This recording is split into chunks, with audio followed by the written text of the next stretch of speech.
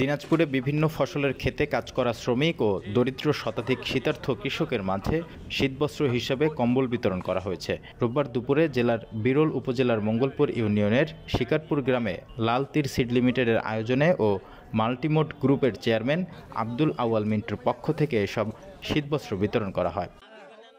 লাল তীরের কোম্পানি থেকে আমাদেরকে ভালো লাগছে।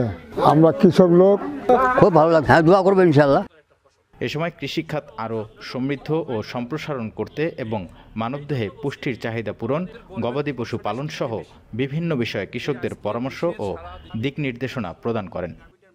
লাল তীর সিড লিমিটেড যে কর্মকাণ্ড পরিচালনা করছে, এটা আসলে প্রান্তিক এবং দরিদ্র মানুষের উপকারকে সামনে রেখেই পরিকল্পনা গ্রহণ করছে। জনাব আব্দুল আউয়াল মিন্টু সাহেব আমাদের সম্মানিত চেয়ারম্যান, মাল্টিমোড গ্রুপের চেয়ারম্যান এবং বিএনপির ভাইস চেয়ারম্যান। তো উনি আসলে ওই সামাজিক কাজ শুধু এই কম্বল বিতরণের মধ্যে সীমাবদ্ধ থাকেন, অনেক সামাজিক কাজ করে থাকেন। তার অন্যতম একটা হলো এই শীতার্থদের মাঝে শীত বস্ত্র বিতরণ করা। এখন অন্য কোম্পানি কি করে সেটা আমরা জানি না, তবে আমরা এটুকু বলবো যে বাংলাদেশে ব্যবসায়ী লোকের অভাব নাই, শিল্পপতির অভাব নাই, তারপর অর্থ সম্পদশালী লোকের অভাব নেই। প্রতিটা লোকেরই আসলে আসা উচিত এগিয়ে। যেখানে বন্যাপীড়িত অঞ্চল সেখানে কিন্তু আমাদের মিন্টু স্যার সবার আগে দৌড়িয়ে যান এবং আমাদের পাঠান যে ওখানে কি করা যায় দেখো। শীতবস্ত্র বিতরণ উপলক্ষে সেখানে এক আলোচনা সভা অনুষ্ঠিত হয়।